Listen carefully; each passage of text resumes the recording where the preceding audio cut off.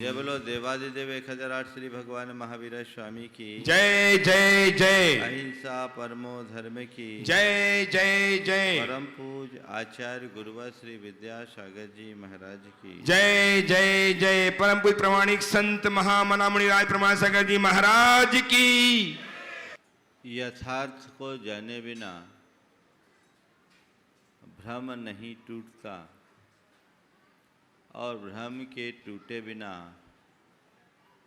मर्म नहीं मिलता।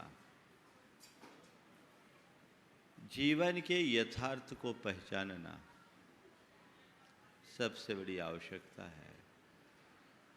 आचार्य कुंद कहते हैं,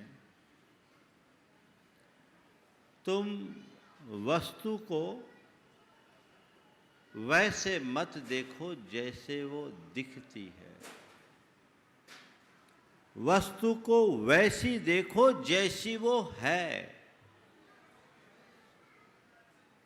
संसार में जो कुछ भी हमारे दृष्टि पथ पर आते हैं वे हमें जिस रूप में दिखते हैं वो उनका यथार्थ स्वरूप नहीं है। जिस पल तुम उनके यथार्थ रूप को देखने में समर्थ हो जाओगे तुम सम्यक दृष्टि हो जाओगे। क्या दिखता है? हमें दिखता है हमारा ये शरीर, हमारी ये इंद्रियां, हमारे ये विचार, हमारी ये प्रवृत्तियां और शरीर के साथ जुड़े हुए जितने भी संयोग है, घर परिवार, धन संपत्ति, ये सब दिखते हैं और हम इन्हें क्या समझते हैं? ये मेरे हैं। हम शरीर को ही अपने रूप मानते हैं और संपत्ति में अपनत्व रखते हैं, संबंधियों में अपनत्व रखते हैं, संसार के संयोगों में अपनत्व रखते हैं और ये मानते हैं ये मेरे हैं। आचार्य कुंद कहते हैं, पर संयोगों में मैं और मेरेपन की कल्पना ही अयथार्थ है। कम में नो कम मम्य अहमिदि अह कम च कम मनो कम जा ऐसा खल बुद्धि अपड़ी बुद्धो हवदिताव। जब तक कर्म और नौकर्म में मैं हूं और ये मेरे हैं ऐसी बुद्धि है तब तक तू अप्रतिबुद्ध है। तूने वास्तविकता को जाना नहीं, पहचाना नहीं। तू अपने भीतर झांक, अपने आप को देख, अपने आप को परख कि मैं कौन हूं और मेरा क्या है। क्या हूं मैं? क्या हूं? उसे पहचानो। ये सवाल पिछले कई दिनों से चल रहा है। आचार्य कुंद कहते, तत्व का श्रद्धान कर जीव और अजीव के भेद को जान। तेरे भीतर का जो शुद्ध दर्शन में, ज्ञान में, चैतन्य में आत्म तत्व है, तू केवल वह है। बाकी जितनी भी चीजें हैं वे सब कर्म के संयोग के साथ जुड़े हैं, उसमें वो विकार हैं, तेरा स्वभाव नहीं। न तो तू देह रूप है, न तू इंद्रिय रूप है, न तू मन रूप है और न ही तू अन्य किसी के रूप में है। तू केवल तू है। उसे जब तू जान लेगा तो तेरा जीवन धन्य होगा। तू चेतन और अचेतन के भेद को समझ। भेद विज्ञान जगा, क्या जड़ है क्या चेतन है इसे पहचान। जीव और अजीव की विभक्ति को पहचान। तब कहीं जाकर कल्याण होगा। आज उसी बात को आगे बढ़ाते हुए आचार्य कुंद की 3 गाथाओं से मैं अपनी बात को प्रारंभ कर रहा हूँ। वो कहते हैं, जानदि पश्यदि सब्बम इच्छदि सुखम विभेदि दुःखादो कुव्वदि हिदमहिदं वा भुञ्जति जीवो फलम तेषिं। जीव की पहचान यदि तुझे करनी है तो उसकी एक कसौटी की, जो जानदि पश्यदि सब्बम, जो जानता और देखता है, जिसके अंदर जानने और देखने की क्षमता है। इच्छदि सुखम, जो सुख की इच्छा करता है। विभेदि दुःखादो, और जो दुख से डरता है। कुव्वदि हिदम अहिदम वा, वो हित और अहित करता है। और फलम जीवो भुञ्जति फलम तेषिं, भुञ्जति फलम जीवो तेषिं, और वह उसका फल भी भोगता है। वह तो जीव है, लेकिन इसके अतिरिक्त और जो कुछ भी है वह अजीब है। उसे तुम पर मानो, और तुम जीव हो, चेतन हो, तुम्हारा स्वरूप चैतन्यमय है, इसे स्वीकार करके अपने आप को चैतन्यमय महसूस करो। वे कहते हैं, सुदुख जानना वा हृदि परियम्मम च हृदि विरुतम जस्सन विच्यते नित्यम तम समना विन्ति अजीवम। कहते, जिसे सुख और दुख का कोई ज्ञान न हो, जो हित से हित का परिक्रम करने वाला, यानी हित को संपादित करने में तत्पर, और अहित से जो डरे नहीं, वह सब अजीब है। जिसके अंदर सुख दुख की कोई संवेदना नहीं, सुख दुख का कोई ज्ञान नहीं, जो हित के प्रति उद्योग करने में, हित अहित को समझने में समर्थ नहीं, वो सब अजीब। ये देह अजीब है। संठाना संघादा वन्न रस फास गंध सद्दाय पोगल दब्बमया पोगल दब्पज्जाया होन्ति गुण गुणापज्जयाय बहु। हमारे संपर्क में जो कुछ भी आ रहा है, संस्थान है, संघात है, वर्ण है, रस है, गंध है, शब्द है, ये सब पुद्गल द्रव्य की पर्याय है। पुद्गल दब्बमया, ये पुद्गल की पर्याय है, ये पौद्गलिक है। ये अपने मानस में अंकित करने की आवश्यकता है। एक बार गुरुदेव से मैंने पूछा, गुरुदेव ध्यान में क्या करूं,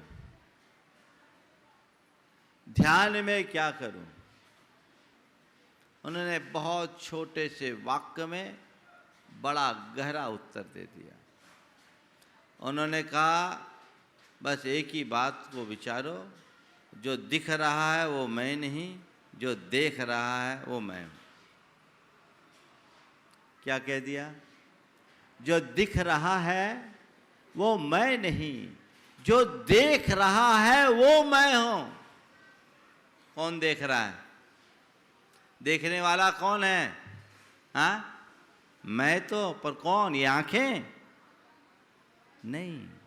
आंख के भीतर से जो झांक रहा है वह देखने वाला है, वो दृष्टा है। बस उसे श्रद्धान में लाओ। यही सारे उपदेश का सार है। जेओ अन्य पुद्गलश्चान्य इत्येतौ तत्व संग्रह। जीव जुदा पुद्गल जुदा, यही तत्व का सार, और बाकी जो कुछ कथन है सब इसका ही विस्तार। जड़ चेतन की भिन्न परिणति को पहचानने के बाद ही उद्धार होगा। ये अगर हमने समझ लिया तो हमारा बेड़ा पार है। फिर ज्यादा कुछ कहने की बात नहीं, लेकिन क्या मानसिकता है? तन उपजत अपनी उपज जान, तन नसत आपको नाशवान।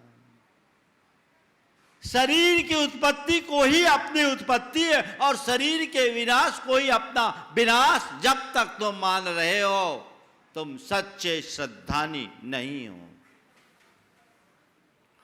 शरीर तो उत्पन्न प्रध्वंसी है, ये उत्पन्न होगा, नष्ट होगा।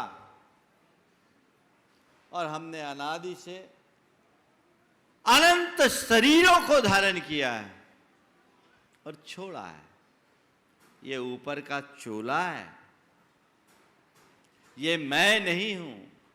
मैं शरीर में हूं अवश्य, पर शरीर मैं नहीं हूं। इस श्रद्धान अंतरंग में जगना चाहिए। जिसके अंदर ऐसी दृष्टि उद्घाटित हो जाती है वे हमेशा अध्यात्मोन्मुखी बनते हैं, और जिसके अंदर ऐसी दृष्टि नहीं होती वे यूं ही संसार में रुलते रहते हैं। तो अपने अंदर वो वास्तविक दृष्टि उद्घाटित कीजिए जिससे हम शरीर से भिन्न आत्मा का एहसास आभास कर सके। एक बार मुझसे किसी ने पूछा, महाराज जी आप लोग आत्मा आत्मा की बात करते हो, दिखता तो शरीर है, आत्मा तो दिखती नहीं, और आत्मा हो तो अनुभव हो। हमने कहा भैया बात तो ठीक कह रहे हो, शरीर के माध्यम से आत्मा का आभास होता, आत्मा दिखती भले ना हो, शरीर की क्रियाएं प्रत्यक्ष होती है, लेकिन आत्मा का अनुभव किया जा सकता। बोले कैसे? मैंने कहा देखो ये लाइट जल रही, बोले जल रही है। किससे जल रही है? बोले पावर से।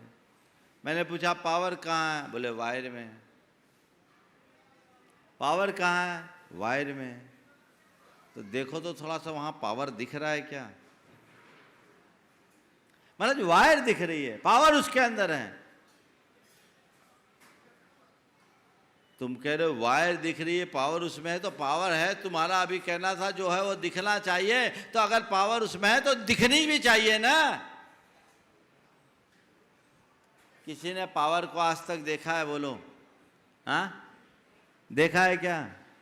पर वायर में करंट हो, पावर हो, इसमें कभी संशय? पंखा चल रहा है तो तुम्हें पक्का भरोसा है कि नहीं ये पंखा में पावर है, इस लाइट में, इस वायर में पावर है, ये विश्वास है कि नहीं?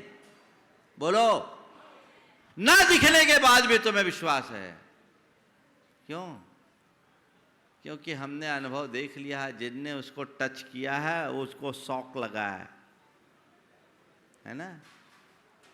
बस यही अनुभव हमारे महामुनियों का है। वो कहते ये वायर है, भीतर पावर है। इसको काट पीट के देखोगे पावर नहीं दिखेगा, पर भीतर की बत्ती केवल इससे ही जलेगी। इसका अनुभव करो।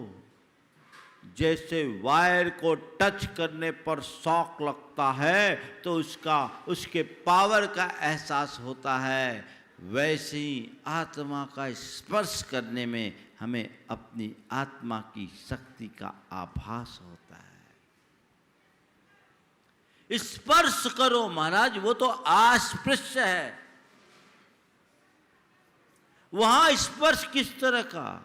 श्रद्धान मूलक स्पर्श। बार बार एक ही धुन जगाओ, शुद्धो हम बुद्धो हम निरंजनो हम चैतन्यो हम सो हम देहातीतो हम इंद्रियातीतो हम विकार वर्जितो हम विषय विरहितो हम चिदानंदो हम परमानंदो हम सहजानंदो हम शुद्धो हम सोहम। ये अंतरंग की धून जितनी प्रगाढ़ होगी, तुम्हें अपनी आत्मा का एहसास उतनी ही शीघ्रता से होगा। तुम्हें तुम्हारी आत्मा का एहसास होगा, आभास होगा, जीवन का पथ प्रशस्त होगा। वो आभास अंतर में जगना चाहिए। वो जग गया तो समझना जीवन का रंग ढंग सब बदल गया। तो जैसे पावर का अनुमान जलने वाली बत्ती या चलने वाले पंखे से करते हैं, वैसे ही भीतर के पावर का अनुमान बाहर की शरीर की क्रियाओं से लगता है। लेकिन इस पावर का सही कंजम्पशन क्या है? कहाँ आप लोग देखते हैं कहीं कहीं नंगी तारे होती है, और कई ट्रांसफार्मरों में आपने देखा होगा कि वहाँ स्पार्किंग होते रहती है और पावर वेस्ट होती है। वो क्या है? बर्बादी है। उसको अगर ठीक तरीके से कंज्यूम कर लिया जाए तो उसकी सही उपयोगिता है ना? तो उसका सही कंजम्पशन क्या है? अंतरंग साधना में लगना, अंतर्मुखी चेतना को जगाओ। तुम्हारी आत्मा की पावर का सही उपयोग होगा और वही तुम्हारी चेतना के उत्कर्ष का आधार भी बनेगा। एक बार जब मैं ऐसी ही बात कर रहा था तो एक सज्जन युवा थे और पेशे से डॉक्टर थे। उन्होंने कहा, महाराज जी आप लोग आत्मा आत्मा की बातें कहते हैं, समझ में नहीं आता। बोले क्या मतलब? बोले महाराज जी आज तो साइंस का युग है, बटन दबाते ही लाइट जल जाती है, आत्मा हो तो दिखनी चाहिए। साइंस का युग है, बटन दबाते ही लाइट जल जाती है, आत्मा कहीं हो तो दिखनी चाहिए। मैंने कहा डॉक्टर साहब आपका तो साइंस है, हमारा सुपर साइंस है। आपका साइंस है, हमारा सुपर साइंस है। आप कहते हो बटन दबाने से लाइट जल जाती है। मैं आपसे एक सवाल करता हूं, क्या आप इस बात पर कायम हो कि बटन दबाते ही लाइट जल जाती है? हाँ महाराज, बटन दबाते ही लाइट जल जाती है। हमने कहा अच्छा, बटन दबाओ और बल्ब फ्यूज हो तो लाइट जलेगी? नहीं महाराज।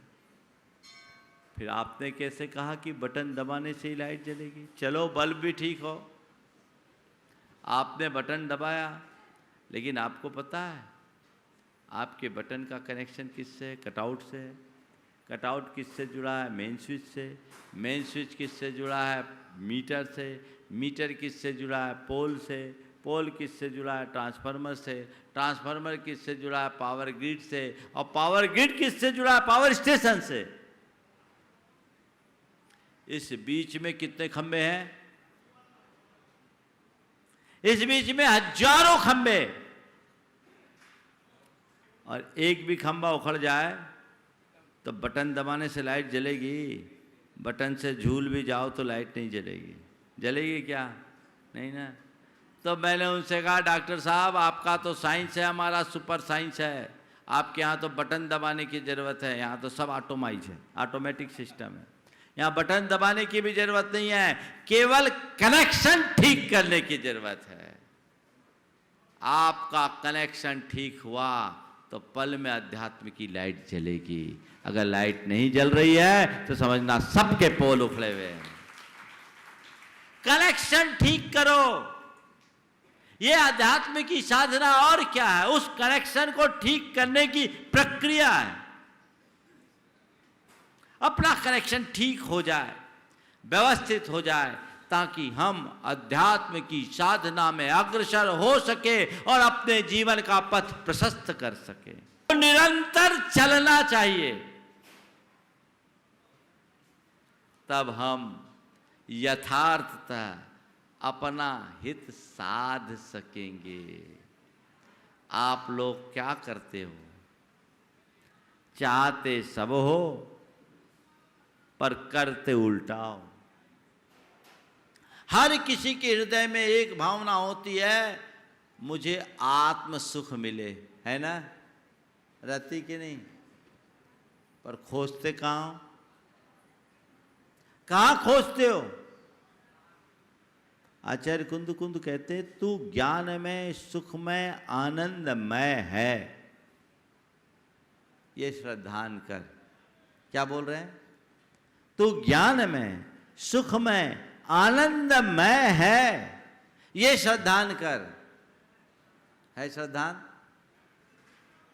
अगर तू ज्ञान में सुखमय आनंदमय है, तेरे अंदर ऐसा सच्चा श्रद्धान है, तो तू बाहर सुख क्यों ढूंढेगा? बाहर आनंद क्यों खोजेगा? और बाहर के संयोगों में आनंदित क्यों होगा? जो बाहर के संयोगों में आनंदित हो रहा है और जो केवल बाहरी सुख खोज रहा है, इसका मतलब केवल इतना है कि उसे अपने स्वरूप का सच्चा श्रद्धान नहीं है। बात समझ में आ रही है? और जब स्वरूप का सच्चा श्रद्धान नहीं तो कल्याण कैसे? बाहर क्यों खोज रहा है? तेरे भीतर वह सब कुछ है, पर अभी तुझे उसका पता नहीं। जल्दी से विश्वास भी नहीं होता, है ना? जल्दी से विश्वास नहीं होता। एक जोहरी का बेटा था एकदम निखट्टू। पिता उसे बहुत प्रयास किया रास्ते पे लाने का, पर वो नहीं आ पाया। पिता की मृत्यु के बाद उसने एक एक करके अपनी सारी संपत्ति बर्बाद कर दी, सब खत्म हो गया। घर मकान संपत्ति सब बिक गया। अब दाने दाने को मोहताज हो गया। संपत्ति चले जाने के बाद सारे उसके दोस्त यार भी उससे किनारा काट गए। एक दिन जब वो बहुत परेशान हुआ तो अपने पिता के मित्र के यहाँ गया। मुंह बोला चाचा था। उसने अपने चाचा से कहा कि खाने की भी लाले पड़ रहे हैं, आप मुझे मेरे लायक कोई भी काम दे दो। उसके चाचा ने कहा, रे तू उस नगर के सेठ जोहरी का बेटा और तू मेरे पास दीनहीन बनकर आया है, तुझे इतने दीनहीन बनने की जरूरत क्या है? तू तो आज भी करोड़पति है। तुझे इतना दीनहीन होने की जरूरत क्या? तुझे इतनी दीनता प्रकट करते देख मुझे बड़ा दुख हो रहा है। तू तो आज भी करोड़पति है। अरे चाचा, 2 दिन से कुछ खाया नहीं और आप मुझे करोड़पति कह रहे हो? मेरे पास एक दाना भी नहीं है, आप मजाक क्यों कर रहे हैं? आज आप मुझे मजाक क्यों कर रहे हैं? तो उसने कहा, भैया मैं तेरा मजाक नहीं उड़ा रहा हूं, तुझे तेरी स्थिति का आभास करा रहा हूं, तुझे सत्य का आभास करा रहा हूं, साक्षात्कार करा रहा हूं। मैं तुझसे कहता हूं तू आज भी करोड़पति है। चाचा माफ करो, ऐसा कुछ नहीं है। बोले बेटा जो मैं कह रहा हूं उस पर भरोसा कर। बोले कहाँ है मेरे पास, मैंने तो अपनी सारी घर संपत्ति सब बेच दिया। बोले कोई बात नहीं, तेरे गले में क्या है? बोले ताबीज है। किसने पहनाया था? मेरे पिता ने। कब पहने थे? जब मैं बच्चा था। बोले देख इस ताबीज को खोल। तांबे की परत चढ़ी ताबीज थी, एक परत उधेड़ा, चांदी का परत निकला।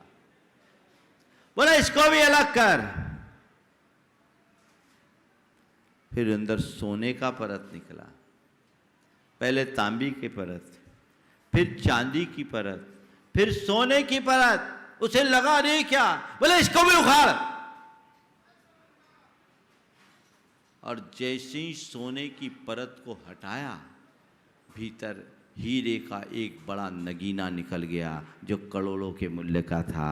बेटा देख, मैं तुझसे कह रहा था ना, तू आज भी करोड़पति है। आचार्य कुंद कुंद कहते तू परम सुख का धाम है, श्रद्धान कर। पर जिसे उसका आभास ही नहीं, श्रद्धान कहाँ होगा?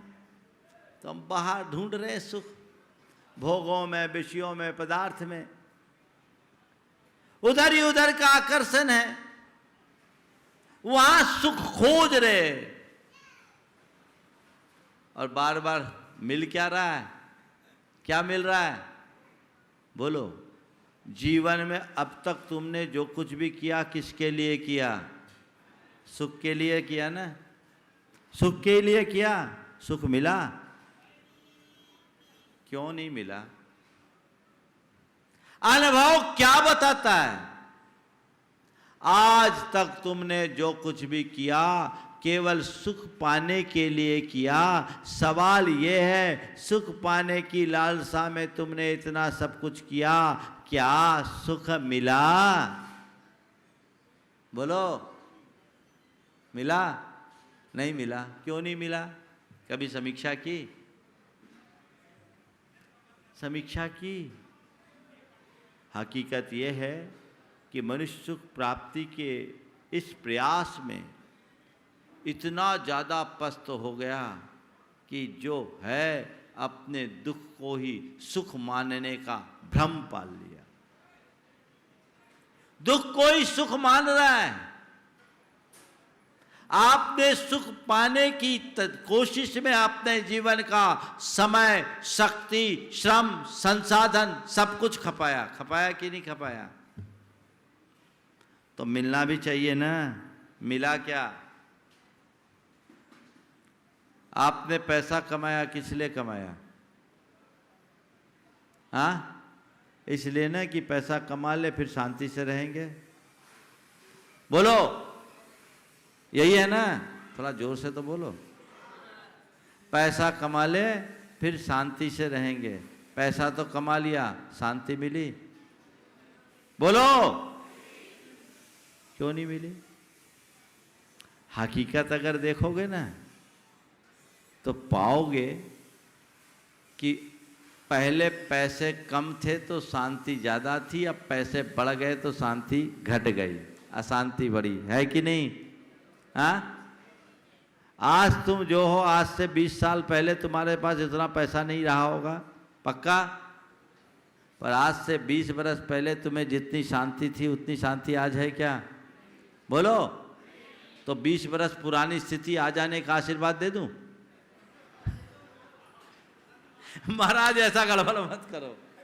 आप तो इस आशा से आए हैं कि आपका असर पड़ जाए, आपके वचन लग जाए तो आज जाऊं उससे और आगे बढ़ जाऊं। बात केवल समझने की है, अवधारणा ठीक करने की आवश्यकता है। मैंने शांति की चाह में धन जोड़ा और पाया, क्या पाया? अशांति। हमने पदार्थ का संग्रह किया शांति की चाह में, मिला क्या? अशांति। संसार के जितने भी संयोग मैंने जोड़े सुख भोगने के लिए, पर मिला क्या? दुख। पर लोग उतने में ही संतुष्ट है, चलो अब यही है, इसी में कॉम्प्रोमाइज करो। अब ऐसी जीते चले जा रहे हैं। कभी किसी के मन में ख्याल आया अरे ये जंजाल है, इससे तो दुख ही मिलता है, अशांति मिलती है, अब रास्ता बदलें? नहीं महाराज, बस मन में ये आता है कि इतने में नहीं हुआ, थोड़ा और करेंगे ना तो मिल जाएगा, तो चलो थोड़ा और ट्राई करो, थोड़ा और ट्राई करो, थोड़ा और ट्राई करो, थोड़ा और, तो इसके कारण हमारे अंदर का अनुभव गौण हो जाता है और हमारी आसक्ति अपने हमारे ऊपर हावी हो जाती, व्यक्ति उसी में जीता है और इसी का नाम भ्रम है। सत्य को जानो, सत्य को पहचानो, सच्चा श्रद्धान जगाओ, तो जीवन में कामयाबी होगी। हम अशांति नहीं, शांति चाहिए। तो मेरे भीतर परम सुख है, मैं सुखमय हूँ, मैं परम सुख का धाम हूँ, मैं आनंदमयी हूँ, ये श्रद्धा अंदर जगेगा तो बाहर की तृष्णा अपने आप दूर होगी। फिर उधर चाह नहीं, ये तो एक संयोग है, जीवन निर्वाह के साधन है। ये क्या है? भोगों में सुख नहीं है। ये बताओ, कोई आदमी बीमार हो और दवाई खाए तो उसको दवाई में सुख मिलता है? मिलता है महाराज, जाहिर सी बात है। अब बहुत ज़ोर से पेट में दर्द हो रहा था, सिर में दर्द हो रहा था, बुखार चढ़ा और बहुत वेदना थी, हमने दवाई खाई, आराम मिल गया, सुख मिल गया। मिला ही कितनी देर का? बुखार था, दवाई खाने से आराम मिला। अगर दवाई खाने से आराम मिला तो और दिन भर दवाई खाते रहो, छोड़ो मत। कोई ऐसा व्यक्ति है जो कहता हो कि हमें हमेशा दवाई खानी है? अरे महाराज जी, दवाई का तो असर तभी है और मजा जरूरत भी तभी है जब बीमारी है। बीमारी नहीं तो दवाई क्यों? भूखे थे, आपको बढ़िया भोजन व्यवस्था भी कर रखी है विद्या प्रमाणिक संघ के लोगों ने। आप महाराज बहुत शानदार भोजन है, आपने छक्कर खाया, भोजन करने में सुख मिला ना? तो जो भी चीज़ खाने में तुम्हें सुख मिला उसे खाते ही रहो, उठो मत वहाँ से, तब जाने। पहला ग्रास खाने में जितना सुख मिलता है, दूसरे में उससे कम, तीसरे में उससे कम, चौथे में उससे कम, और पेट भर जाने के बाद चाव से रसगुल्ला खाया, सामने वाला कह रहा है एक पीस और, बस भैया अब नहीं, अब तो उल्टी हो जाएगी। तो क्या हुआ? तुम्हें उस रसगुल्ले से सुख मिला कि रसगुल्ले की सुख भी तुम्हें तब तक मिला जब तक भूख थी?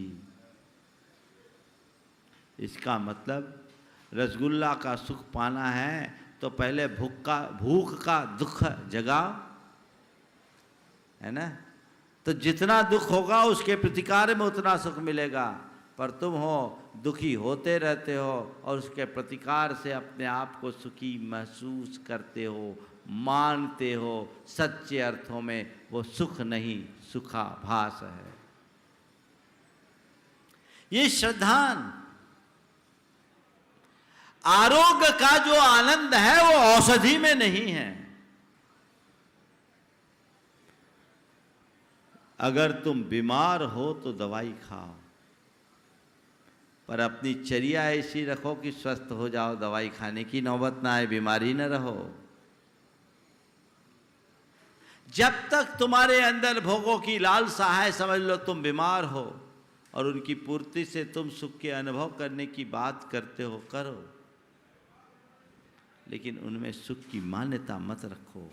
ये तो मृग तृष्णा है, भटकाने वाली है, अपने आप को मोड़ो, अंतर्मुख बनो और अपनी चेतना को परिवर्तित करने का प्रयत्न करो, पुरुषार्थ करो, जिससे जीवन के सार तत्व को प्राप्त किया जा सके, सच्चे अर्थों में अपने जीवन का उद्धार किया जा सके।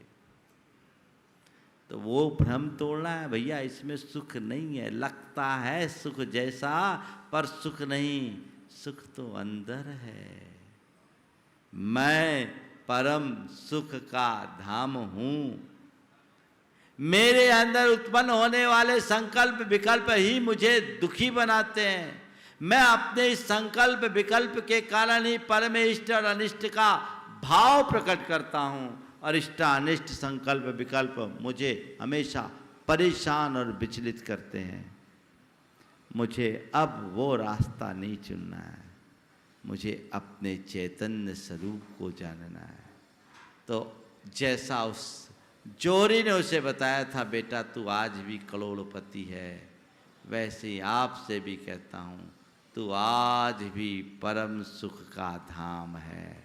ये आचार्य कुंद कुंद कहते। लेकिन उसके ऊपर परत जमी भी है। किसकी? नौकर्म की, ये तांबे की परत है।